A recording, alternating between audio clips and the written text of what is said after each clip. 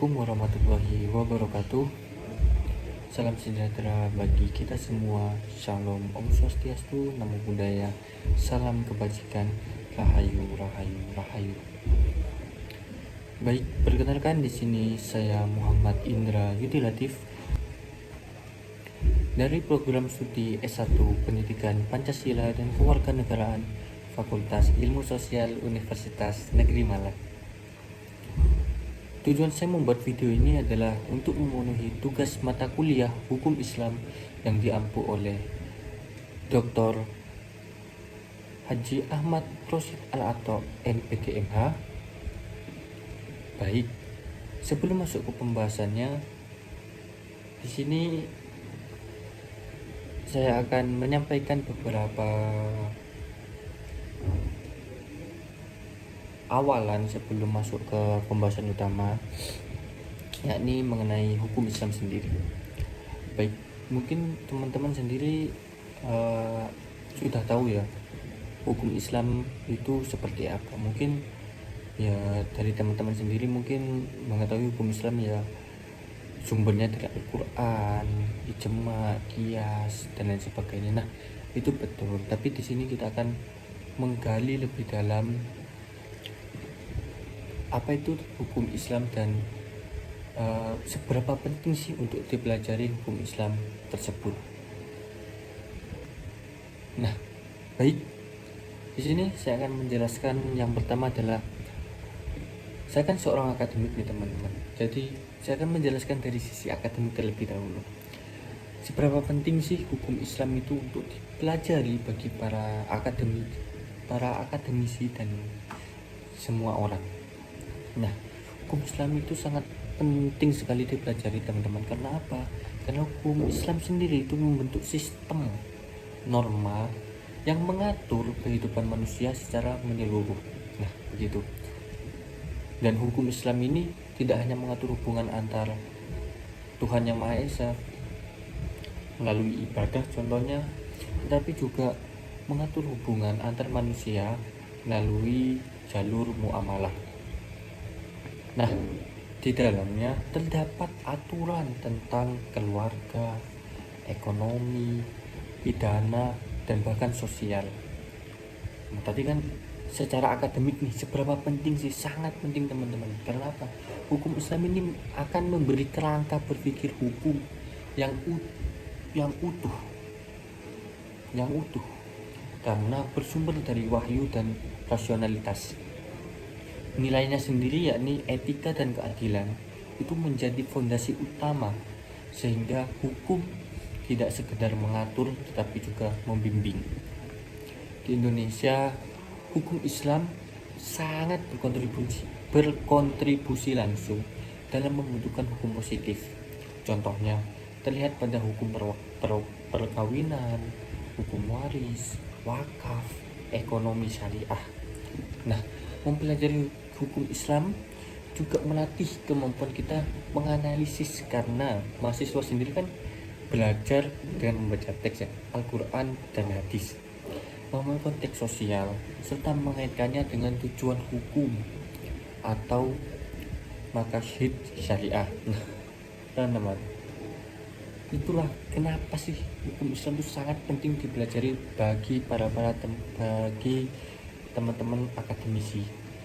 Karena hukum Islam itu kompleks dan semua itu di dalamnya ada gitu loh. Bahkan dari perkawinan juga bahkan diatur, wakaf, waris dan lain sebagainya itu bahkan diatur teman-teman. Nah, jadi sangat penting ya untuk mempelajari hukum Islam bagi teman-teman akademis. Nah, selanjutnya saya akan menjelaskan mengenai kedudukan hukum Islam itu sendiri di dalam sistem hukum nasional. Dalam sistem hukum nasional, hukum Islam memiliki kedudukan sebagai salah satu sumber hukum material. Artinya apa? Nilai dan prinsip hukum Islam dapat menjadi bahan pembentukan peraturan perundang-undangan. Di Indonesia sendiri, negara tidak menjadikan hukum Islam sebagai hukum tunggal, tetapi mengakomodasinya secara selektif. Penerapannya sendiri, hukum Islam ini dibatasi pada bidang-bidang tertentu dan berlaku khusus bagi umat Islam. Sekali lagi, berlaku khusus bagi umat Islam. Pendekatan ini menjaga keseimbangan antar keberagaman agama, prinsip, dan negara hukum. Nah, contoh konkretnya apa sih? Contoh konkretnya dapat kita lihat dalam Undang-Undang Perkawinan yang mengatur perkawinan umat Islam sesuai syariat. Kompilasi hukum Islam juga menjadi pedoman penting yang resmi nih bagi pengadilan agama. Hal ini menunjukkan bahwa negara Indonesia mengakui hukum Islam dalam batas kewenangan tertentu. Sekali lagi, mengakui dalam batas kewenangan tertentu ya teman-teman. Dapat dipahami? Nah, selanjutnya saya akan menjelaskan tentang pola pemberlakuan hukum Islam di dalam sistem hukum nasional sendiri. Pemberlakuan hukum Islam itu dilakukan melalui beberapa pola teman-teman. Yang pertama itu adalah pola formal yang terjadi ketika nilai syariah dituangkan secara langsung dalam undang-undang atau peraturan pemerintah. Yang kedua ada pola substantif yang dimana terlihat ketika nilai keadilan, kemaslahatan, dan perlindungan masyarakat diserap tanpa menyebut istilah syariah secara eksplisit. Yang ketiga ada pola yudisial. Pola yudisial ini tampak dalam praktik pengadilan agama yang menyelesaikan perkara perkawinan, wakaf, waris, dan ekonomi syariah. Selain itu, terdapat pola kultural yang berkembang di masyarakat. Banyak sekali umat Islam ini menjalankan hukum syariah dalam kehidupan sehari-hari, meskipun tidak selalu tertulis dalam peraturan negara. Nah, keempat pola ini berjalan bersamaan dan saling melengkapi. Jadi empat pola ini tidak bisa berjalan sendiri ya teman-teman. Misalnya pola formal berjalan sendiri, yuridis sendiri, substantif itu sendiri, kultural sendiri, tidak bisa. Nah, jadi keempat pola ini harus sama-sama jalan bareng dan harus saling melengkapi. Gitu. Ini seperti puzzle. Hilang satu tidak bisa kurang gitu loh, kurang. Jadi semua itu harus saling melengkapi satu dan lain dan satu dengan yang lainnya begitu teman-teman. Nah, selanjutnya tadi kan sudah membahas mengenai seberapa penting hukum Islam itu dipelajari bagi para akademik. Terus kedudukan hukum Islam di dalam sistem hukum nasional. Yang ketiga, pola pembentukan hukum Islam di dalam hukum nasional. Nah, contohnya mana sih? Nah, di sini saya akan memberikan contoh konkret dari tujuan hukum Islam yang berada pada bidang melindungi harta dan keturunan. Nah, salah satu tujuan utama hukum Islam adalah melindungi harta teman-teman. Pelindungan ini dilakukan dengan contohnya melarang riba, goror, dan segala bentuk penipuan. Jadi semua itu dilarang. Dalam entah itu penipuan apa kayak sekarang banyak nih teman-teman ya, penipuan yang lewat link WhatsApp atau contohnya ada file-file yang gak jelas. Nah, itu semua dilarang di dalam hukum Islam. Nah, larangan itu sendiri mencegah praktik ekonomi yang merugikan pihak lain. Hukum Islam itu juga mewajibkan zakat dan menganjurkan wakaf. Jadi beda ya teman-temannya. Mewajibkan zakat dan menganjurkan wakaf sebagai mekanisme distribusi kekayaan agar tidak menumpuk pada segelintir orang. Jadi yang kaya itu bukan hanya orang-orang itu aja. Jadi orang-orang yang kaya itu juga punya kewajiban untuk ya memberikan sedikit hartanya kepada orang-orang yang kurang mampu begitu teman-teman. Jadi sistemnya adalah sistem keadilan. Selain harta, tadi kan juga dibahas mengenai keturunan. hukum Islam itu melindungi keturunan, aturan nikah yang sah, menjamin kejelasan hubungan keluarga, dan hak anak itu diatur di dalam hukum Islam. Larangan zina contohnya, itu kenapa kok zina dilarang? Ya karena untuk menjaga kejelasan nasab, sehingga itu tidak terjadi kekacauan status hukum dalam masyarakat. Perlindungan ini berdampak langsung pada stabilitas sosial, gitu teman-teman. Jadi banyak sekali contoh konkret dari hukum Islam sendiri, dari melindungi harta yang melarang riba dan lain sebagainya, terus dari ekonomi itu mewajibkan orang yang mempunyai kekayaan lebih untuk berbagi, terus larangan zina untuk menjamin kejelasan nasab dan lain sebagainya. Itu semua terangkum jelas di dalam hukum Islam, teman-teman. Baik, tadi kan di awal sempat saya singgung nih, sumber-sumber hukum Islam itu ada apa aja sih? Nah, yang pertama ada ijma, qiyas, Al-Quran dan hadis. Nah, di sini saya akan menjelaskan mengapa sih ijma dan qiyas itu perlu di samping ada Al-Quran dan hadis. Begitu teman-teman. Jadi ijma dan qiyas itu perlu karena Al-Quran dan hadis itu menjadi sumber utama hukum Islam. Tetapi ini teman-teman, ya sekali lagi, semua persoalan modern tidak dijelaskan secara rinci di dalamnya. Perkembangan zaman melahirkan masalah baru seperti transaksi digital dan teknologi keuangan. Karena itu diperlukanlah sumber hukum lainnya, yakni ijma dan qiyas. Apa sih ijma itu? Ijma ialah menjaga kesepakatan ulama agar hukum yang lahir tidak menyimpang dari prinsip dasar Islam. Sedangkan qiyas ini digunakan untuk menetapkan kasus baru dengan mencari persamaan sebab hukum. Begitu kan? Dengan cara ini, hukum Islam tetap hidup dan mampu menjawab tantangan zaman yang sekarang sudah sangat modern ini, teman-teman. Tanpa ijma dan qiyas, hukum akan berhenti pada teks dan sulit diterapkan. Seperti apa sih contohnya? Di dalam hukum Islam sendiri kan dilarang meminum khamr dan lain sebagainya.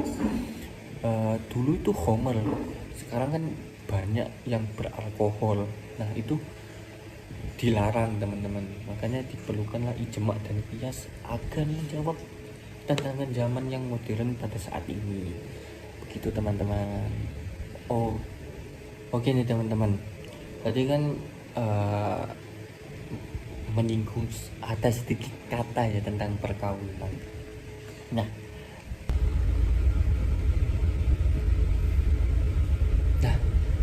baik nih teman-teman, tadi kan sudah menyinggung sedikit mengenai perkawinan ya teman-teman ya.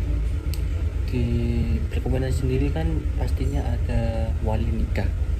Nah, pertanyaannya begini teman-teman, urutannya tuh gimana sih di dalam hukum Islam? Dan jika ada kasus anak perempuan lahir itu di luar pernikahan, apakah ayah biologisnya itu bisa menjadi wali nikah atau bagaimana? Dan jika tidak, itu siapa sih yang harus menjadi wali nikah bagi anak itu gitu. Nah, di sini saya akan menjelaskan ya teman-teman ya. Di dalam Islam sendiri, wali nikah ini memiliki peran yang sangat penting nih teman-teman. Kenapa sangat penting?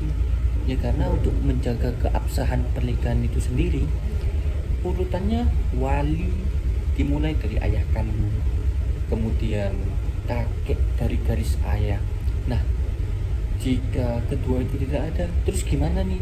Tenang, wali itu bisa berpindah ke saudara laki-laki yang kandung, lalu saudara laki-laki yang seayah. Berikutnya ada paman dari pihak ayah. Jika jika semua wali nasab itu tidak ada atau tidak memenuhi syarat, maka wali hakim yang bertindak untuk menjadi wali nikah.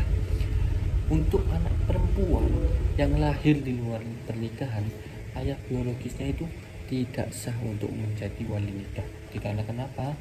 Karena tidak ada hubungan nasab secara syar'i. Nah, di dalam kondisi ini, wali hakimlah yang berwenang menikahkannya agar pernikahan itu tetap sah secara hukum Islam. Begitu teman-teman. Jadi urutannya sangat jelas ya. Jika anak di luar nikah itu ayah biologisnya tidak bisa menjadi wali nikah. Begitu teman-teman. Nah, selanjutnya tadi kan ada hukum Islam juga mengatur mengenai hukum waris, wakaf, wasiat, dan hibah ya teman-teman ya. Jadi saya akan sedikit menjelaskan mengenai perbedaan dari hukum waris, wakaf, wasiat, dan hibah teman-teman. Hukum waris sendiri itu berlaku setelah pewaris itu meninggal dan itu bersifat wajib sesuai ketentuan syariah. Kembali lagi ya, meskipun wajib itu harus sesuai dengan ketentuan syariah. Sedangkan wakaf itu berbeda teman-teman. Karena apa? Karena harta dipisahkan dari kepemilikan pribadi dan digunakan untuk kepentingan umum itu secara permanen. Sedangkan wasiat itu diberikan setelah pewaris meninggal dengan batas maksimal sepertiga harta. Dan wasiat itu tidak boleh merugikan ahli waris. Sedangkan hibah itu diberikan saat pemberi masih hidup dan bersifat sukarela. Jadi tidak ada paksaan ya teman-teman. Mau ngasih boleh, gak ngasih ya gak apa-apa. Itulah hibah. Nah, keempat konsep ini memiliki tujuan yang berbeda-beda dan kembali lagi keempat ini tidak bisa disamakan teman-teman. Begitu.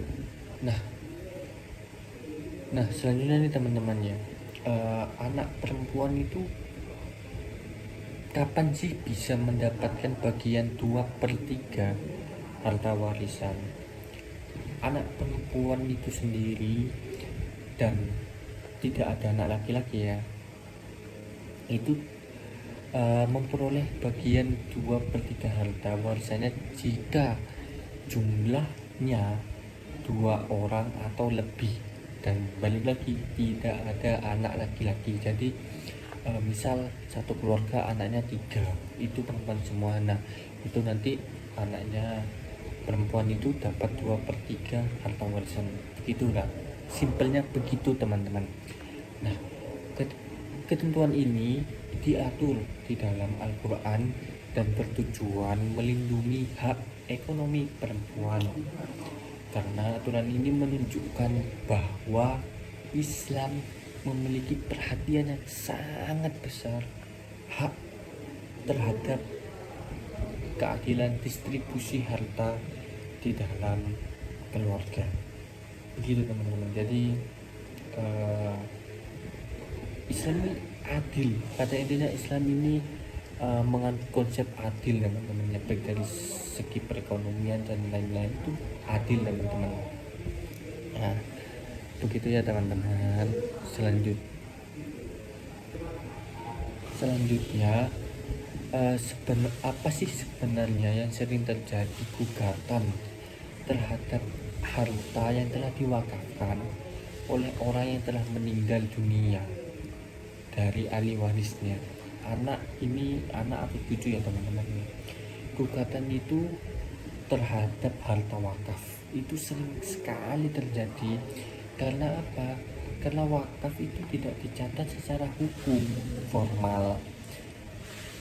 Di luar sana teman-teman, banyak sekali itu ahli waris tidak memahami bahwa wakaf itu bersifat permanen. Jadi tidak bisa diganggu gugat. Terus permanen gitu. Tidak bisa dihapus lah intinya gitu. Nah, tidak adanya ikrar wakaf secara tertulis ini memperlemah posisi hukum nazir, ya, yang dimana kenaikan nilai ekonomi tanah juga memicu konflik kepentingan keluarga. Kan di luar sana banyak sekali nih teman-teman, saudara sekandung gitu, cekcok gara-gara warisan, cekcok gara-gara tanah dan lain sebagainya, itu banyak sekali teman-teman. Karena apa ya? Karena ini wakaf itu tidak dicatat secara hukum formal gitu, yang gimana menjadikan kondisi ini menunjukkan pentingnya, sangat penting mencatat wakaf itu secara resmi, secara tertulis, secara informal. Itu sangat penting ya teman-teman. Nah, selanjutnya mengenai jual beli ya teman-teman. Di dalam Islam ada jual beli yang diperbolehkan dan ada juga jual beli yang dilarang secara hukum Islam. Apa saja sih jenis-jenis jual beli yang dilarang di dalam hukum Islam itu sendiri? Yang pertama, hukum Islam itu melarang jual beli yang mengandung gharar. Gharar itu apa? Tidak jelas teman-teman. Nah, itu dilarang ya karena mengandung ketidakjelasan objek, baik itu dari segi objek maupun harga ya teman-teman ya.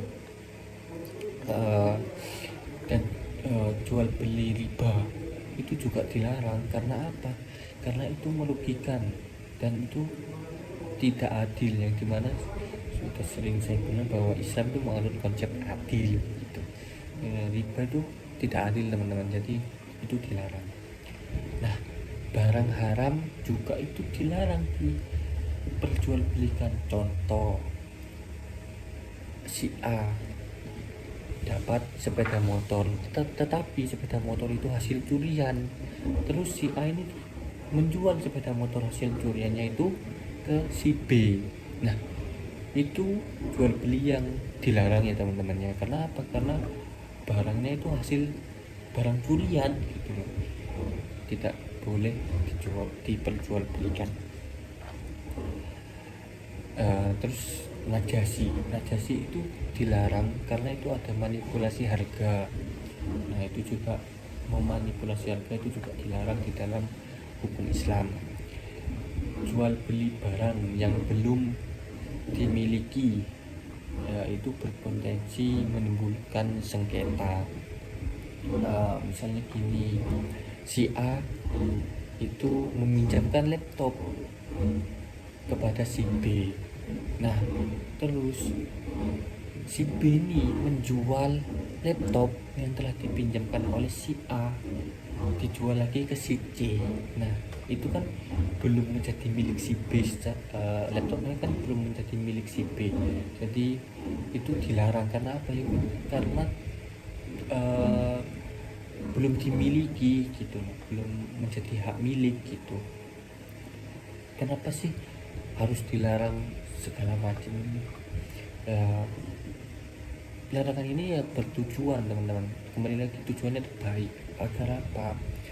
Agar menjaga keadilan transaksi begitu. Jadi sama-sama diuntungkan, sama-sama enak, tidak ada saling yang merasa dirugikan dan lain sebagainya begitu teman-teman. Nah, baik, selanjutnya mengenai bunga ya teman-teman. Kan bank banyak sekali yang bunga-bunga atau apa, ada yang bilang bunga itu riba dan lain sebagainya. Sedangkan di perbankan syariah itu tidak ada bunga. Jadi gimana cara memberi keuntungan untuk para nasabahnya kepada bank syariah itu? Gimana sih cara memberikan keuntungan kepada para nasabahnya ya? Perbankan syariah itu memberi keuntungan itu tanpa riba teman-teman, melalui apa? Sistem bagi hasil gitu. Jadi bukan riba tapi sistem bagi hasil, yang dimana akad mudharabah dan musyarakah membagi keuntungan sesuai kesepakatan. Nah, sebelum akad ada kesepakatan terlebih dahulu gitu. Nah, akad mudharabah itu memberi keuntungan melalui apa? Margin atau jual beli. Sedangkan akad ijarah itu menghasilkan pendapatan dari sewa. Nah, semua keuntungan tersebut itu bersumber dari aktivitas yang real atau yang nyata ya teman-teman. Selanjutnya, apa yang menjadi ciri dan motif utama dari gadai syariah dan asuransi syariah? Ciri utama ini gadai syariah itu menggunakan akad RAN gitu, yang dimana akad RAN itu sebagai jaminan tanpa bunga, yang dimana nasabahnya itu hanya membayar biaya pemeliharaan barang. Asuransi syariah itu berlandaskan kepada prinsip tolong menolong antara peserta. Nah gitu, jadi kalau gadai itu pemeliharaan, kalau asuransi itu prinsipnya tolong menolong, simpelnya begitu teman-teman. Dan dana itu dikelola secara tabarruk dan dibagi sesuai hasil pengelolaan, yang dimana sistem ini sangat menjaga keadilan dan menghindari yang namanya riba, goror, dan juga maisir begitu teman-teman. Dari tadi dapat diambil kesimpulan bahwa hukum Islam itu benar-benar sangat kompleks teman-teman. Makanya kalau kita sebagai akademik tidak mempelajari hukum Islam itu nanti kedepannya akan kebingungan bagaimana cara membagi wakaf, bagaimana cara membagi hak waris, bagaimana nanti menjadi ahli nikah, gimana nanti dan lain sebagainya. Itu sangat sulit teman-teman kalau kita itu tidak mempelajari hukum Islam gitu teman-teman. Sekali lagi hukum Islam itu sangat penting untuk dipelajari karena itu tadi, karena di dalamnya itu memuat banyak hal, bukan hanya ibadah atau hablum minallah, tetapi juga hablum minannas, dan juga pada Tuhan dan juga sesama manusia teman-teman gitu.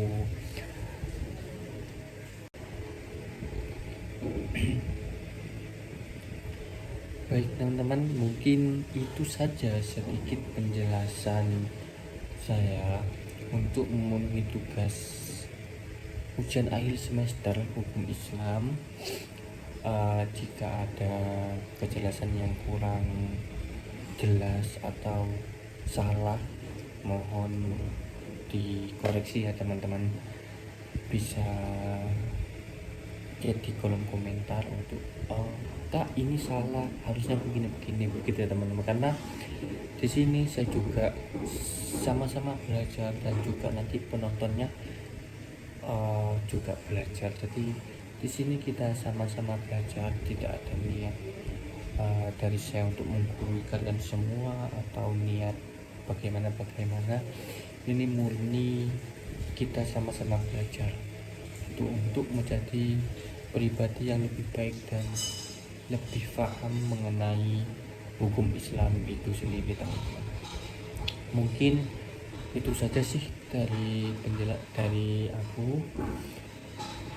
Sekali lagi mohon maaf jika ada salah kata, perbuatan atau penjelasan yang kurang jelas. Akhir kata, wallahu muwaffiq, aku Habib Thorik. Wassalamualaikum warahmatullahi wabarakatuh. Terima kasih semuanya sudah mendengarkan. Jangan lupa like, comment, and subscribe ya teman-teman. See you next time. Bye.